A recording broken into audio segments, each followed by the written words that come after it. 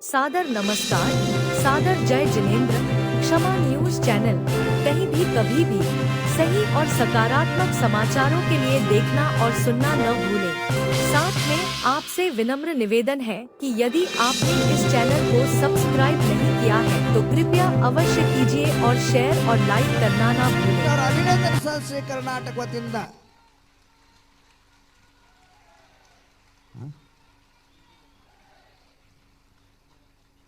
सभी लोग खड़े हो जाइए और हरिभाव जी का जोर से हम स्वागत करते हैं कि आपने मुझे नहीं जानते, आप बैठे रहिए।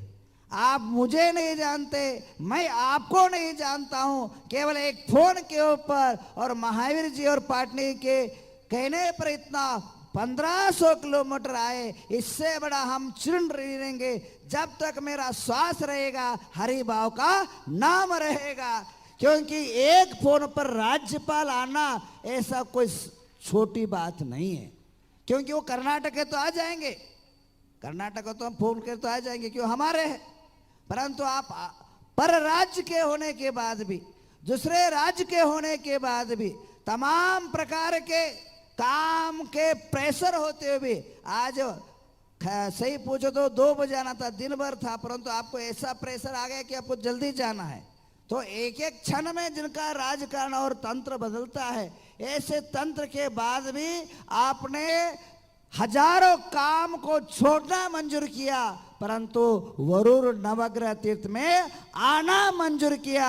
ऐसे हरिभाव पवार जी को बहुत बहुत धन्यवाद। और नवग्रह से मैं प्रार्थना करता हूं, मैं ज्यादा बोलने के लिए नहीं, आपको सुनने के लिए मैं बुलाता हूं। आपका आरोग्य यशस्वी रहे, आपका जीवन यशस्वी रहे, आप जीवन में स्वस्थ समृद्ध जीवन जिए, और आपके साथ जो भी वर्ग का जो एक लोग आपके परिवार में हैं, उन सभी को मैं आशीर्वाद देता हूं। आप बढ़ते जाए, आगे अनुकूलता के साथ, आरोग्य साथ आगे बढ़े, ऐसे ईश्वर से प्रार्थना करते हुए 2 बात। ओम नमः। बोलिए परम पूज्य आचार्य श्री गुंधर नंद जी महामुनि राज की। भगवान महावीर नहीं है इस धरा पर, इसका तो गम है, लेकिन परम पूज्य गणाधिपति गंधराचार्य कुंतु सागर जी के पास देखने के बाद लगता है ये क्या भगवान महावीर से कम है। तो आइए वर्तमान के वर्धमान परम पूज्य गणाधिपति गंधराचार्य कुंतु सागर जी गुरुदेव के श्री चरणों में चलते हैं और निवेदन करते हैं, हे स्वामी हमें आशीर्वाद प्रदान करें। चल रहा है गुरुदेव, गुरुदेव चल रहा है, माइक चालू है sir sir sir sir sir Kuntu Sagar ji बोलता है सर। अभी थोड़ी देर और बैठो।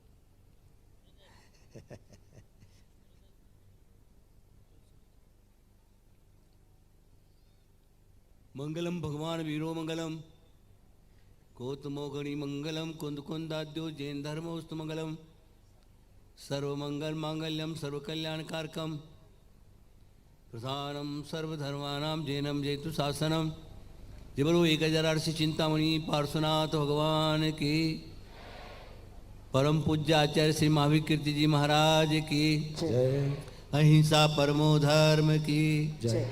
बोलिए परम पूज्य गणाधिपति गंधराचार्य कुंतु सागर जी महामुनि राज की, आचार्य संघ की।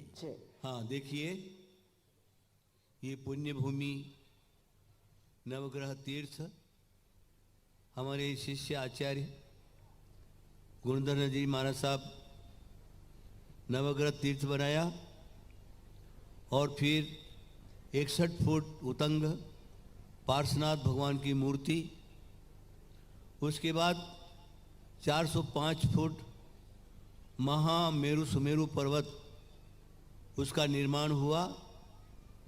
भारत में आप कहीं पर भी चले जाएं, इतनी ऊंची कृति कहीं पर भी देखने को आपको नहीं मिलेगा। ये विश्व की प्रसिद्ध चीज आपको देखने को मिल रही। अब उसका प्रतिष्ठापन कार्य प्रारंभ और समाप्ति की ओर जा रहा। हमने कल पंचकल्याण प्रतिष्ठा महोत्सव का निर्माण महोत्सव मना लिया। आज उसी उत्सव के अंतर्गत राजस्थान के राज्यपाल महोदय साहब यहाँ पर पधारे बड़ी खुशी की बात है। ये पुण्यकार मिलना बहुत कठिन होता है। पूर्व का पुण्य अगर हमारे पल्ले में है तो ही संतों की संगति और तीर्थों की यात्रा करने को मिलता है, सामान्य पुरुष को नहीं मिलता। मैं समझता हूँ राज्यपाल साहब ने यही सोचा होगा कि इस पुण्य में मैं भी सहभागी हो जाऊं, इसलिए राजस्थान छोड़ करके ये कर्नाटक की भूमि धारवाड़ जिला हुबली तालुका में वरुत क्षेत्र यहाँ पर पधारे।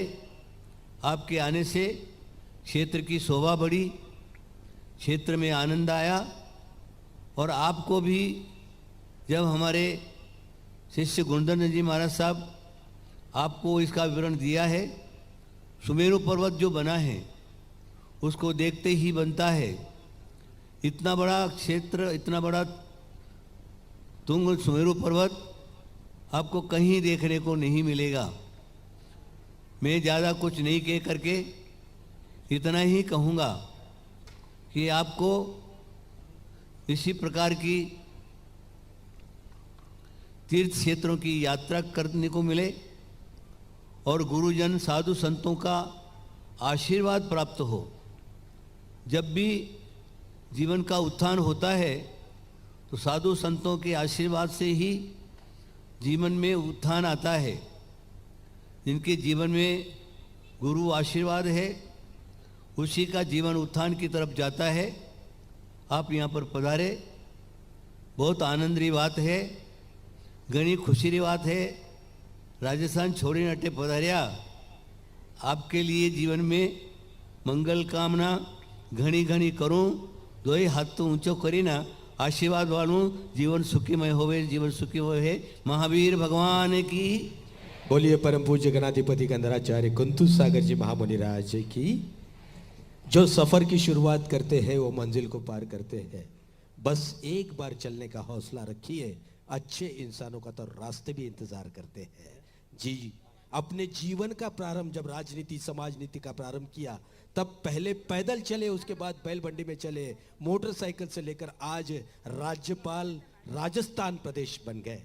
एक दिन की शाम थी, एक फोन आता है पीएमओ से, आदरणीय नरेंद्र जी मोदी आपसे बात करना चाहते हैं, ऐसा फोन पर कहा जाता है। और आदरणीय हरिभाऊ जी फोन को उठाते हैं, उधर से आवाज आती है, नाना हम नरेंद्र मोदी बोल रहे हैं, आपको एक जिम्मेदारी देना चाहते हैं। और वे कहते हैं कि आपको राजस्थान का राज्यपाल बनाया गया है। जिंदगी में कभी भी किसी पद की अपेक्षा नहीं की, ऐसा व्यक्तित्व। और जब राजभवन राजस्थान हम पहुंचे तो वहां के लोग कहते हैं इतना सीधा साधा और वास्तव में विकास की दृष्टि रखने वाला व्यक्तित्व हमने जीवन में पहली बार देखा है। निवेदन करूंगा आदरणीय श्री हरिभाऊ जी बागड़े साहब कृपया पधारे और अपनी मार्गदर्शन को यहां पर प्रेषित करें। ರಾಜಸ್ಥಾನದ ಘನತೆವೆತ್ತ ಗೌರವಾನ್ವಿತ ರಾಜ್ಯಪಾಲರು ಶ್ರೀಯುತ ಹರಿಭಾವು ಬಾಗ್ಡೆಜಿ ನಾನಾರವರು ಇದೀಗ ತಮ್ಮ ಶುಭ ನುಡಿಗಳನ್ನು ನಮ್ಮ ಮುಂದೆ ಪ್ರಸ್ತುತಪಡಿಸ್ತಾ ಇದ್ದಾರೆ.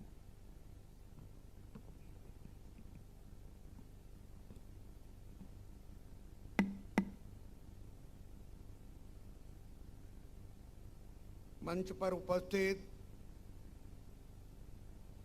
गणाधिपति धर्माचार्य जी और जिन्होंने अपना पूरा आयुष्य धर्माचरण के लिए दिया है, अच्छे गुरुदेव कुंतु सागर जी, आचार्य गणधर नंदी महाराज जी, आचार्य अनेकांत सागर जी, आचार्य देवानंदी महाराज जी, आचार्य सूर्य सागर महाराज जी, धर्मसेन भट्टारक स्वामी जी, संजय पापड़ीवाल जी, आचार्य पद्मानंद जी, आचार्य श्री गुप्तीनंद जी महाराज, आचार्य श्री गुणवत जी महाराज और उपस्थित यहाँ और महावीर पाटने जी, उपधर्माधिकारी सुरेंद्र हेगड़े जी और उपस्थित सभी महानुभाव भाई और बहनों, मैं राजस्थान में तो कई जगह ऐसे ही कार्यक्रम में वहाँ पधारा और मुझे लग रहा है कि 5-6 बार तो भी मैं सभी कार्यक्रम में गया और अभी 7 तारीख को भी एक जगह ऐसे ही महानुभाव ऐसे ही जैन पंथियों के कार्यक्रम रखा है, वहाँ जाना है। यहाँ तो मुझे आने का सौभाग्य मिला है, सभी गणाधिपति का दर्शन हुआ है, आपका सबका दर्शन हुआ है और ये महामस्तकाभिषेक के इस भव्य और दिव्य कार्यक्रम में उपस्थित होकर मुझे अत्यंत प्रसन्नता की अनुभूति आ रही है। मैं इस अवसर पर यहाँ मौजूद धर्मस्थल, प्रेरणा स्रोत और सभी पूज्य संत जनों का प्रणाम निवेदित करता हूँ। पार्श्वनाथ तीर्थकर का महामस्तकाभिषेक और वरूर में नवग्रह तीर्थ में 405 फीट सुमेरु पर्वत का यह भव्य अभिषेक पावन और मन को भाने वाला है। भगवान पार्श्वनाथ की विशालकाय मूर्ति न केवल बहुत आकर्षण है बल्कि श्रवण बेलगोला में स्थित मूर्ति के समान ही चित्त को आकर्षित करने वाली है। अभी जैसे मेरे ख्याल से ये पहली मूर्ति होगी कि इतनी बड़ी यहाँ की, मुझे ये भी मालूम है। मैं 2 बार वहाँ गया मांगी तुंगी में। जैन धर्म के पहले तीर्थकार वर्षभ महाराज जी, उनकी भी 108 फीट ऊंची की एक पूरे पत्थर में, एक ही पत्थर में कोरी हुई ऐसी मूर्ति बना ली और वो भी एक अच्छा भी लोग वहाँ जा रहे, एक पर्यटन क्षेत्र, पर्यटन तीर्थ केंद्र बन रहा है। वैसा ये भी एक पर्यटन तीर्थ केंद्र बनेगा और वो जागतिक कीर्ति का बनेगा, ये मुझे विश्वास है। क्यों इतनी मूर्तियां कभी एक जगह नहीं। आज का यह आयोजन सर्वधर्म श्रद्धाएं का पर्व है। विभिन्न धर्मों के 18 आचार्य और 405 आध्यात्मिक नेता इसमें भाग ले रहे हैं।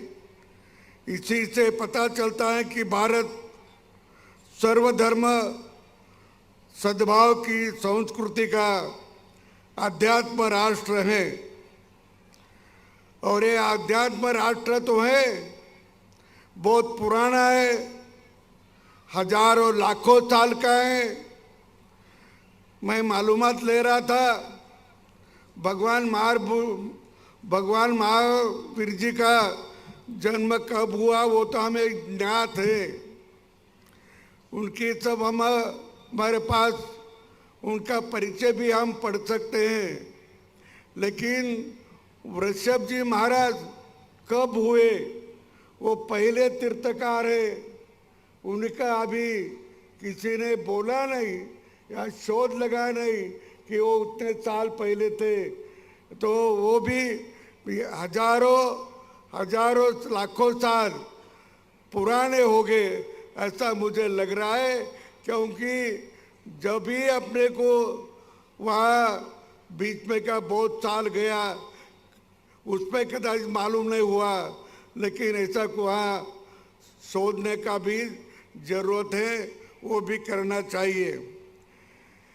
भगवान पार्श्वनाथ की अखंड प्रतिमा बहुत आकर्षक है। नवग्रह तीर्थ में तीर्थकारों की प्रतिमा भारत के उच्चार से जुड़ी तीर्थकार परंपरा से हमें साक्षात करनी है। कर्नाटक के वरूर में यहाँ इस विशाल मंदिर का दुनिया के सबसे बड़े और सबसे जटिल जैन मंदिरों में से एक माना जाता है, जो आचार्य गणधरानंद जी महाराज की दूरदर्शिता और समर्पण का प्रमाण है। आचार्य गुणधरानंद जी महाराज की दिगंबर जैन परंपरा के अत्यंत सम्मानित आध्यात्मिक गुरु हैं। वे अपने गहन ज्ञान आध्यात्मिक अभ्यासों के प्रति समर्पण और जैन समुदाय में उनके महत्वपूर्ण योगदान के लिए जाने जाते हैं।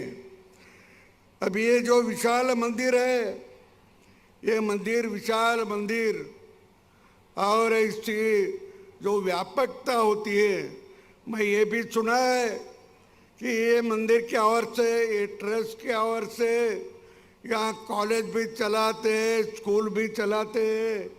और इतनी अच्छी बात है कॉलेज चलाना, स्कूल चलाना।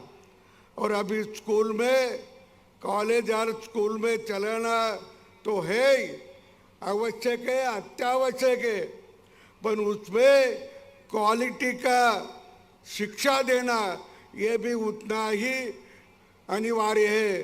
भारत के सभी गांव में अपने को अभी क्वालिटी का शिक्षण मिलने के लिए प्रयास करना होगा, और देहातों में तो बहुत ज़रूरी है। ऐसे ट्रस्ट जो खुद ट्रस्ट बनाते, खुद बच्चों को यहाँ आकर्षित करते हैं क्योंकि अच्छी पढ़ाई होती है। इस बार यहाँ के अच्छी पढ़ाई के कारण यहाँ बहुत से सारे विद्यार्थी भी आते हैं, इसीलिए एक अच्छा शिक्षा विभाग यहाँ चलता है, उससे मैं बहुत प्रसन्न हूँ। और वो शिक्षा विभाग अतिशय अच्छा हो, उसको मैं धन्यवाद भी देता हूँ। जैन धर्म के आध्यात्मिक और स्थापत्य परिषद में अपने निरंतर महत्वपूर्ण भूमिका निभाई है। स्वामी जी शांति प्रेमी हैं, शिक्षा के जरिए बदलाव के प्रबल समर्थक है। आप द्वारा विद्यालय और उच्च शिक्षा के लिए बगैर किसी अपेक्षा के स्थापित शिक्षण संस्थाएं इस बात की गवाही है। शिक्षा के क्षेत्र में आपको योगदान रहा है, ये एक स्तुत्य कार्यक्रम है। आचरण से और इस दृष्टि से विद्या व्यक्ति को गढ़ती है और ज्ञानमय करती है। ज्ञानमय होने का अर्थ है कि व्यक्ति व्यवहार में विनम्र होगा। शिक्षा को ऐसे ही होना चाहिए, और जो शिक्षा अपन लेंगे वो अच्छी शिक्षा जिसकी बौद्धिक क्षमता बढ़ाना। शिक्षा का यही अर्थ है कि वो विद्यार्थियों की बौद्धिक क्षमता बढ़ते जाना, और वो बौद्धिक क्षमता पहले वर्ग से 10वीं पद अधिक बढ़ती है, ये भी कुछ शास्त्रों ने बताए हैं। तो इस पे और ध्यान देने की ज़रूरत है। आप भी पढ़ते होंगे, देखते होंगे कि छोटे छोटे बच्चे, नन्हे नन्हे बच्चे, उसको माँ बाप कुछ श्लोक सिखाते हैं, कुछ गाने सिखाते हैं, कोई प्रार्थना सिखाते हैं, कोई और भजन सिखाते हैं, तो बच्चा बोलता है, अच्छा बोलता है। पूरा भजन, पूरा गाना, पूरी प्रार्थना, देव धर्म की प्रार्थना भी वो बच्चा बोलता है। इसलिए उसको लिखना पढ़ना तो नहीं आता, लेकिन बोलता जरूर है। क्यों? तुम जो बोलेंगे, जो तुम सिखाएंगे, वो उसके मस्तिष्क में वो भर लेता है और वही बाहर बोलता है। तो इसका मतलब ये है कि बच्चे 1 साल के होते भी शिक्षा प्राप्त करते लेते हैं। वो शिक्षा देने की बहुत बहुत ज़रूरत है। उसी से वो ज्ञानी बन जाएगा, उसके बौद्धिक क्षमता बढ़ेगी और वो करना बहुत ज़रूरी है। ये बात मैं आपको बार बार इसीलिए बोल रहा हूँ कि आगे अपने शिक्षा जो गरीबी दूर करना है, गरीबी को दूर करना है, तो केवल अच्छी शिक्षा गरीबी दूर कर सकती है। इसीलिए अच्छी शिक्षा लेना और देने की ज़रूरत है। ये मैं आपको बार बार इसीलिए बोल रहा हूँ कि गरीबी ख़त्म करना है तो शिक्षा ज़रूर लेना चाहिए, अच्छी शिक्षा लेना चाहिए। एक बार मुझे ये भी, आपने यहाँ कितने कर्मठ लोग, ज्ञानी लोग होते हैं, कर्मठ लोग होते हैं। अभी आप तो कर्मठ का तो बोध है। मुझे ये भी याद है कि भगवान महावीर जी ने 12.5 साल तपस्या की। वो तपस्या भंग करने के लिए बहुत कोशिशें हुई।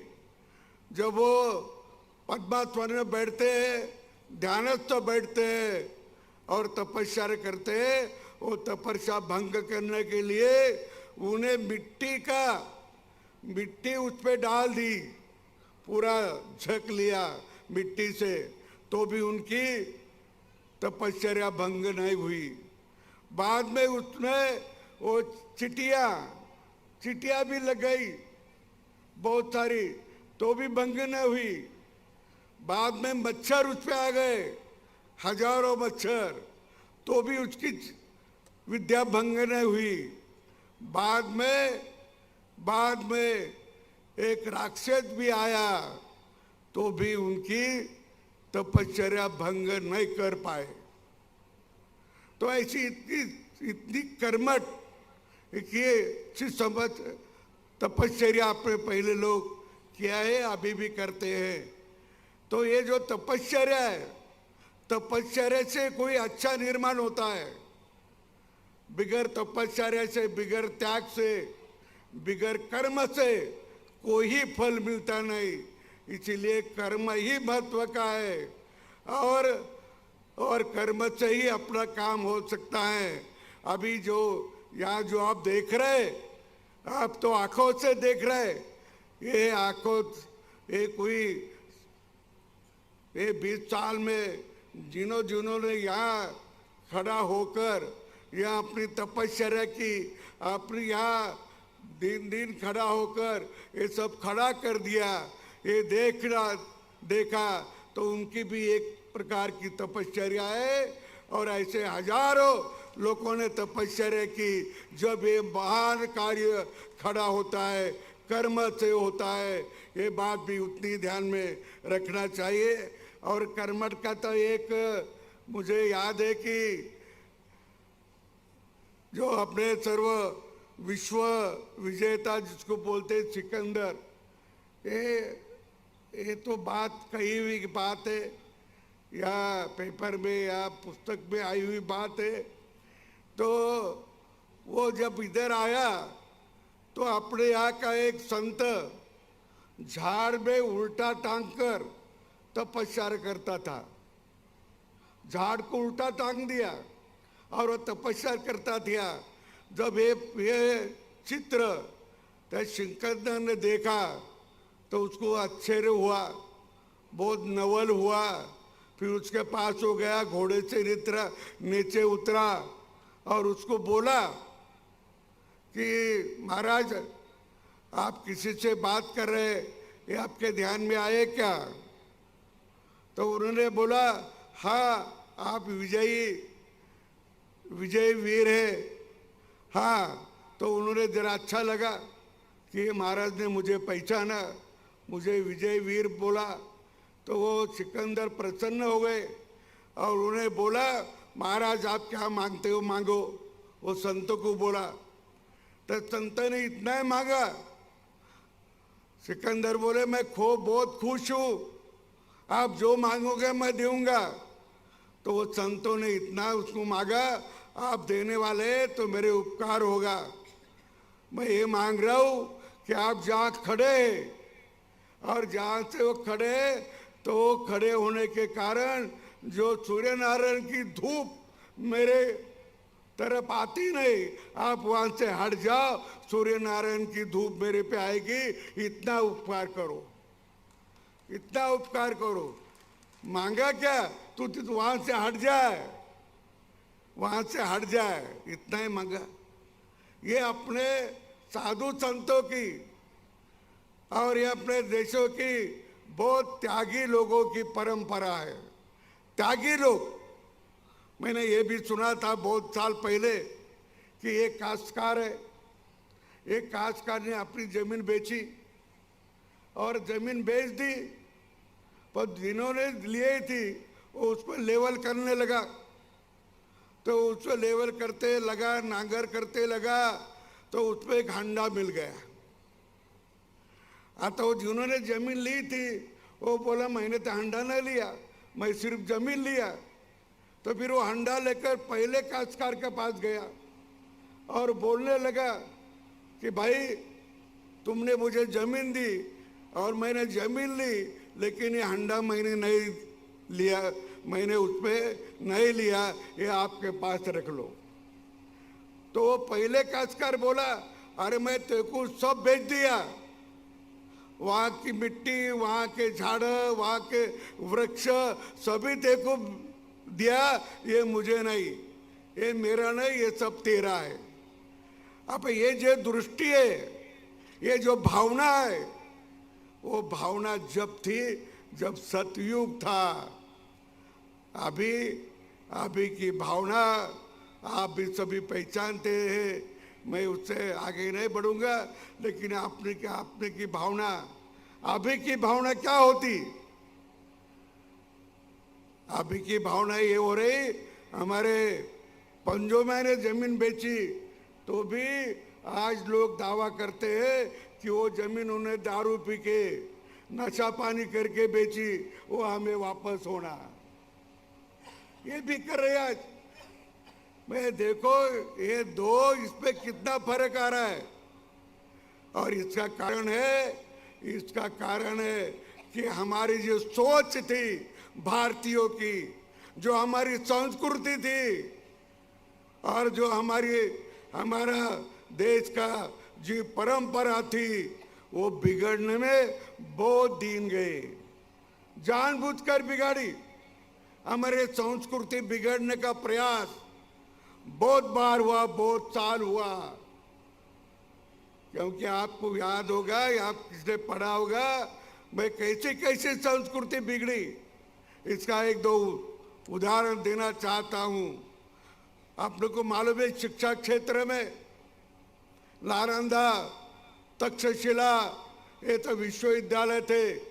सारे देश के बच्चे, सारे विश्व के बच्चे वहां आते थे पढ़ने के लिए आते थे और पढ़ाई करके अपने देश पे आते थे, बाहर भी जाते थे, दूसरों देश में भी जाते थे। इतनी वहाँ अच्छी शिक्षा मिलती थी, ये सब आप पढ़ रहे, आपको मालूम है। पर वहाँ एक शुरू में जो एक बदरुद्दीन खिलजी जो आक्रमणकारी था वो आया, और वो अब आक्रमणकारी वहाँ आया, लेकिन वो बीमार पड़ा। जब उनके साथ के लोग थे वो बोले किसी वैद्य को बुलाओ, किसी यहाँ कुछ दवा देता है तो उनको बुलाओ। उनके पास जो दवा थी वो लिए, तो उससे कुछ फर्क पड़ा नहीं। लेकिन फिर अपने वह विश्वविद्यालय में आयुर्वेदिक एक विभाग था, और आयुर्वेद विभाग का एक प्रमुख था, उसका भट्टाचार्य ऐसा ही कुछ नाम है। तो उसको बुलाया और बोला कि ये उनको देखा उन्होंने वो खिलजी को और बोला मैं दवा लेता हूं, लेकिन खिलजी ने बोला कि ये काफर लोग है, इनकी दवा मैं नहीं लूंगा, ये काफर लोग है, इनकी दवा मैं नहीं लूंगा। तो भी उनके साथी लोग जो थे खिलजी के, वो आग्रह कर रहे थे कि महाराज कुछ भी करो, वैद्यराज कुछ भी करो, दवा दो। तो उन्होंने बोला मैं दवा देता हूँ, ये कुरान पढ़ता है? बोले हाँ रोज पढ़ता है। तो मैं ऐसी दवा देता हूँ कि वो कुरान के पन्ने को आप लगा दे जा, कुरान के पन्ने को दवा लगाते जा। वो पाउडर होता है, भस्म होता है, वो उन्होंने पन्ने को लगाई। और उनको एक आदत थी, उंगली जीभ को लगाना और पन्ना पलटना, जीभ को उंगली लगाना और पन्ना पलटना। वो पन्ने को जो दवा लगी थी वो उसको जीभ के लगी, जीभ के लगी के शरीर में गई, और शरीर में गई तो वो खिलजी अच्छा हो गया, उसकी बीमारी हट गई। लेकिन उन्होंने क्या किया?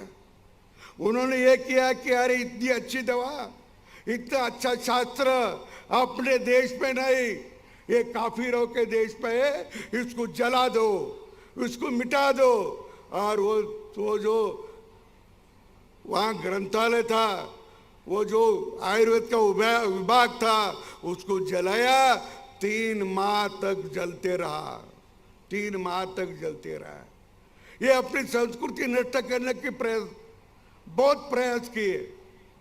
अनेक बहुत उदाहरण भी दे सकता हूँ, लेकिन हमारे शिक्षा पद्धति जो अभी बहुत सालों से चालू है, वो किसी के नाम से वो शिक्षा पद्धति है थॉमस मैकेलो के नाम से।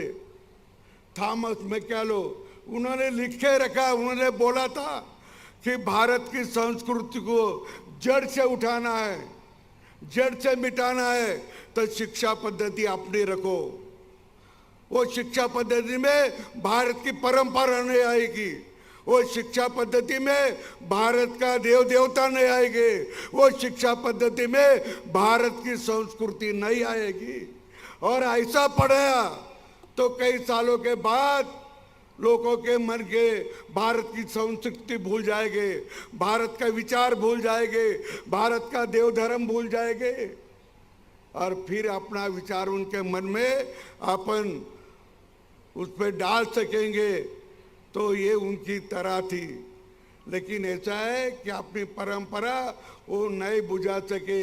एक तरफ वो अपना शिक्षा पद्धति बिगड़ते थे, और दूसरी तरफ अपने यहाँ के जो संत थे, यहाँ के जो साधु थे, यहाँ के जो धर्माचार्य थे, यहाँ के जो लोग ये काम कर रहे थे, वो कोई धर्म का हो या सनातनी हो, जैन धर्मी हो, बौद्ध धर्मी हो, ये सभी लोग अपने अपने प्रकार से लोगों को सुशिक्षित करते थे, लोगों को ये बताते थे कि अपन अपनी संस्कृति पे विचार करना चाहिए, अपनी संस्कृति ही अच्छी रहना चाहिए, और अपने देश का देश सारे विश्व में नहीं, इतनी अच्छी परंपरा अपने विश्व अपने देश की है, तो करके अपनी संस्कृति जीवित रही।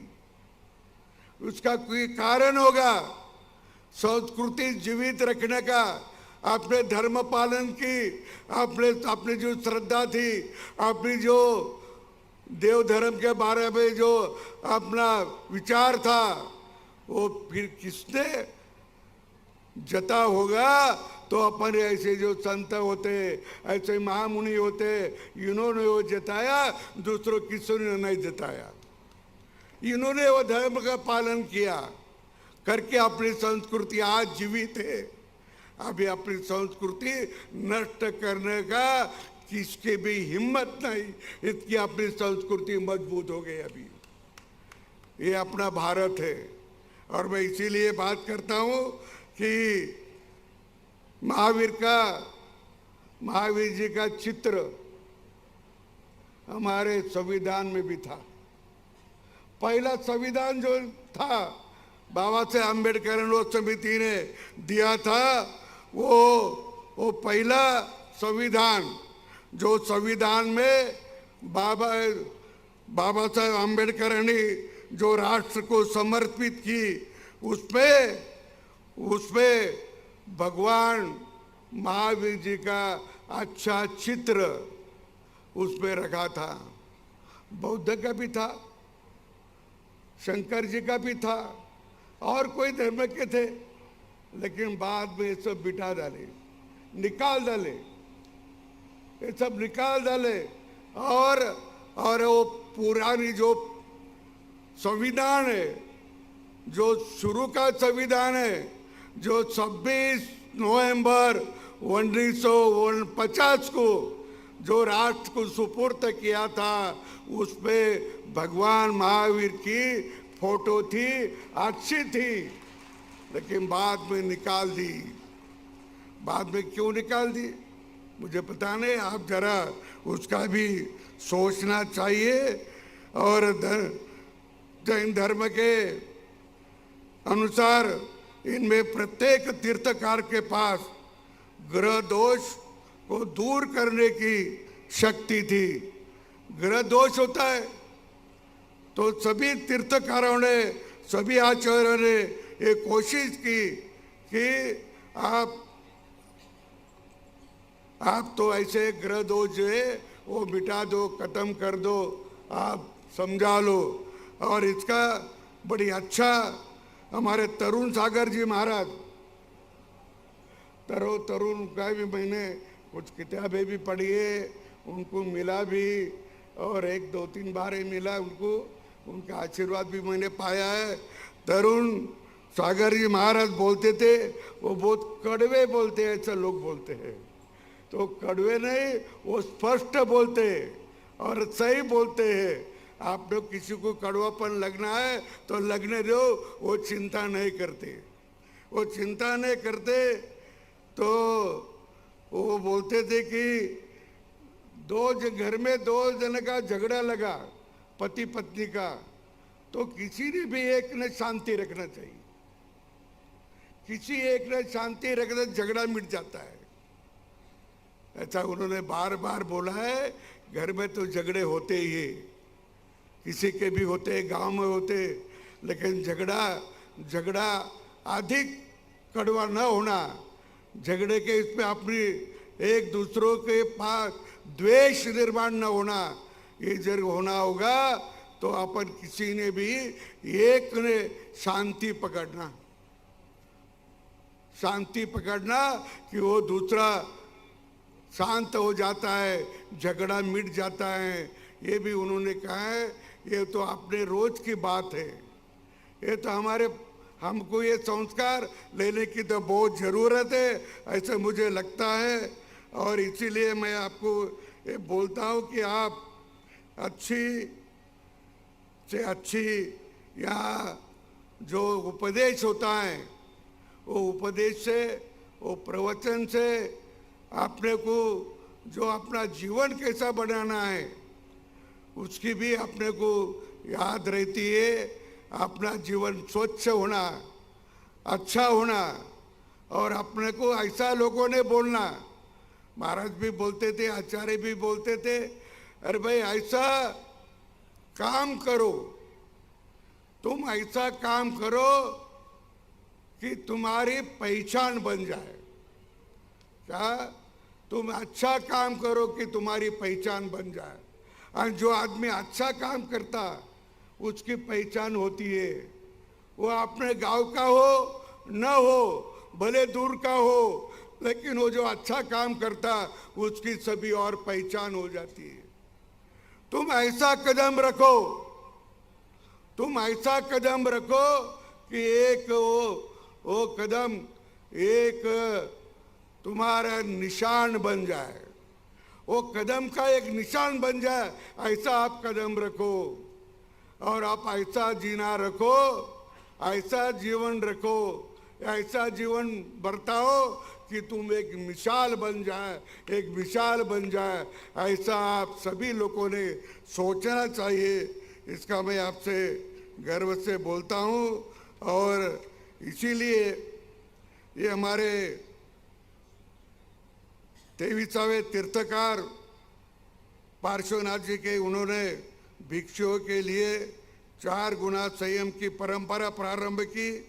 ये 4 गुना संयम है, हत्या न करे, चोरी न करे, झूठ न बोले, संपत्ति न रखे। भगवान महावीर जी ने अहिंसा पर अपने विचारों के साथ पार्श्वनाथ के पहले 4 संयमों के दायरे का विस्तार किया और जैन धर्म को जन जन से जोड़ा। भगवान महावीर ने राज वैभव को छोड़ दिया।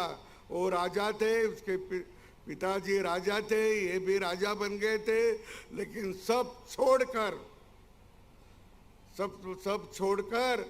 त्याग कर उन्होंने जैन धर्म का स्वीकार किया और वो अपने 24वें तीर्थकार बने। और ये 24वें तीर्थकार ये अपने सारे विश्व में परिचित है। और उन्होंने जो अपने शिक्षा दी, जो अपने को उन्होंने अभी जो रास्ता बताया, वो रास्ते से अपन चलना चाहिए। और जो अपने संस्कृति के बारे में उन्हें भी अच्छी तरह से बताया, वो भी आप साथ में लेना चाहिए। भगवान पार्श्वनाथ तीर्थकार और तीर्थकर परंपरा को नमन करते हुए मैं अपने वाणी को विराम देता हूँ। जय भारत, जय जिनेंद्र। शतशः धन्यवाद नाना, बहुत बहुत धन्यवाद। मैं एक बात को कहना चाहूँगा, परम आदरणीय हरिभाऊ जी बागड़े साहब जो महाराष्ट्र विधानसभा के अध्यक्ष भी रहे हैं, और यदि आप हमारे महाराष्ट्र में हरिभाऊ जी बागड़े वहाँ पर आए थे तो शायद आधे लोग नहीं पहचानेंगे। जब आप कहोगे कि आदरणीय नाना वहाँ पर आए थे तब लोग पहचानेंगे। उन्हें बड़े प्यार से और आदर से समूचे महाराष्ट्र में नाना कहा जाता है। आगे। Thank you so much, sir, for your inspiring words on empowering education and uplifting the cultural heritage of India. I would like to extend my deepest gratitude for Shri Honorable Governor of Rajasthan, Shri Haribahu Bagade ji, Nana ji, for coming all the way from Rajasthan and being the part of this memorable event. Thank you, sir, for being here with us today. Now, I would like to call upon Dr. Anand Kulkarni, Principal BHMS College, to convey vote of thanks. ಇದೀಗ ವಂದನಾರ್ಪಣೆ ಶ್ರೀಯುತ ಆನಂದೇ Kulkarni sir, ಪ್ರಾಂಶುಪಾಲರು BHMS homeopathy college. आचार्य श्री कुंतु सागर महाराज जी आपको प्रणाम। आचार्य श्री गुणधर नंदी महाराज जी आपको प्रणाम। सभी आचार्यगण को प्रणाम। His Excellency the Honorable Governor of Rajasthan, respected Haribhau Bagde ji, the Navagraha Tirtha Kshetra takes immense humility to extend its warmest felicitations as well as thankful note to you for having travelled all the way from Jaipur to Hubli and attending in this Mahakumbh Mela, the Mahamastakabhishek of Navagraha Tirthankaras. Very grateful to you, sir, that you have come today. Thank you so much. The respected Surendra Kumar Hegde ji, who has been instrumental as well as the inspirational force for all the activities that have been happening here. Your presence here has been electrifying, sir. Thank you so much for being here. Thank you. Dignitaries on the dais who have made this dais very grateful.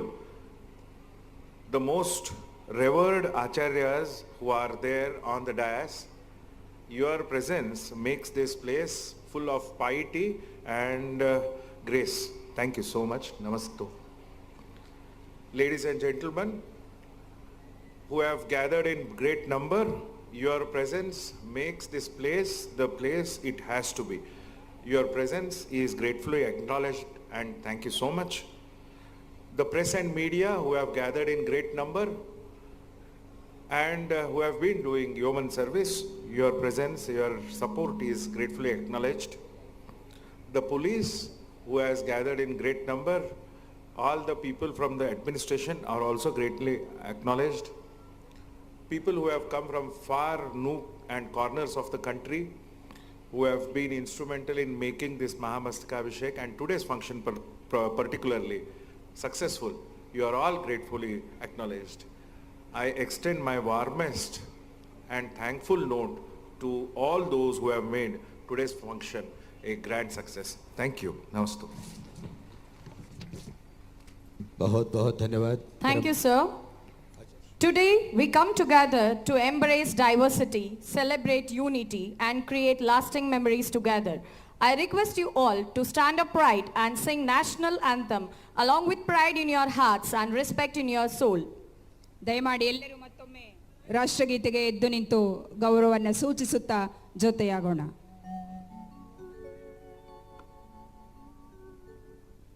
जनगण मन अधिनायक जय हे भारत भाग्य विधाता पंजाब सिंध गुजरात मराठा द्राविड उत्कल बंगा विंध्य हिमाचल यमुना गंगा उच्चल जलधि तरंगा तव शुभ नामे जागे तव शुभ आशीष मांगे गाहे तव जय गाथा जन गण मंगलदायक जय हे भारत भाग्य विधाता जय हे जय हे जय हे जय जय जय जय हे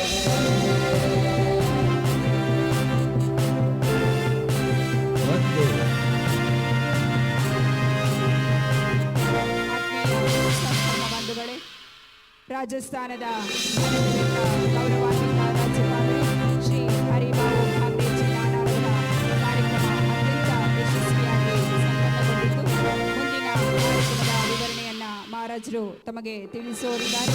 ಕಾರ್ಯಕ್ರಮದಲ್ಲಿ ಯಶಸ್ವಿಯಾಗಿ ಭಾಗವಹಿಸಿದ ನಮ್ಮೆಲ್ಲರಿಗೂ ಪೂರ್ವಕ ಜಯ ಜನೇಂದ್ರಗಳೊಂದಿಗೆ ವಂದನೆಗಳು.